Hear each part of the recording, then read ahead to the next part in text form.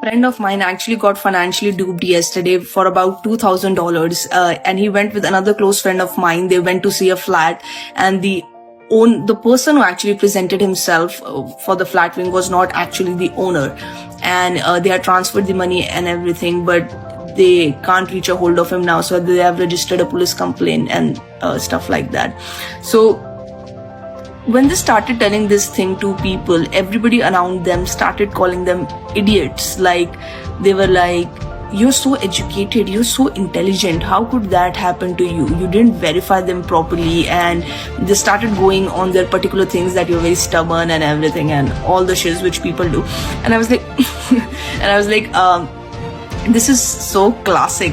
When you're outside of things, it's so easy to pinpoint that, hey, maybe you didn't check this thing properly, you should have done this thing, you should have given me a call, maybe I would have verified, you did it too early, and you should have been more proper, and how can you do that, and you are 28 years old, how can you do that? All of that stuff, right? When people start putting blames and things and what ifs, what you could have done, this is what everybody around them started listing. My question to those people, would they have done it if they would have known that they would get duped? Of course not. Nobody likes to lose money. Nobody likes to lose shit when it comes to money. Okay? And we all pursue things in spirit of that they would happen. We have to trust people. Otherwise, what's the option? You won't give someone some money and that person is literally showing flat and everything.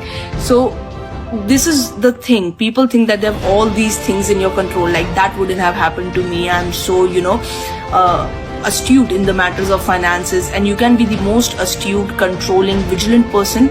But if a fraud can still be committed to you, you're not invincible. If it has to be committed, it will be committed to you. And nobody can be spared for things. I've had clients, I have rendered them, our company has rendered them services, and they have not paid. Like we used to do it in account bad debts. Those are bad debts. Things happen. People get frauded all the time. And this is what they fail to understand. I was like, this is all about financial duping, right? Because money comes and goes. That's the part of life. You can't really control it.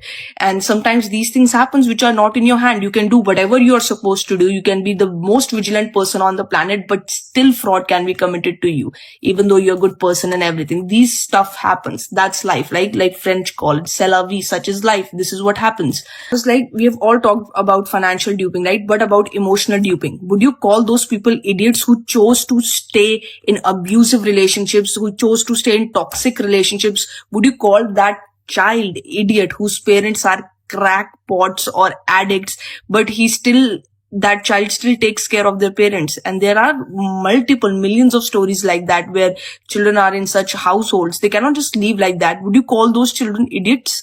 Or would you call someone who actually is so attached or loves someone so much that they just couldn't get in time? They wanted to give those people one more chance, and so they stayed in those friendships, relationships, so that those people would improve, but they couldn't.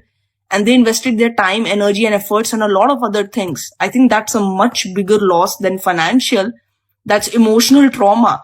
If somebody cheats on you, you've actually fucked for life. Your trust is fucked.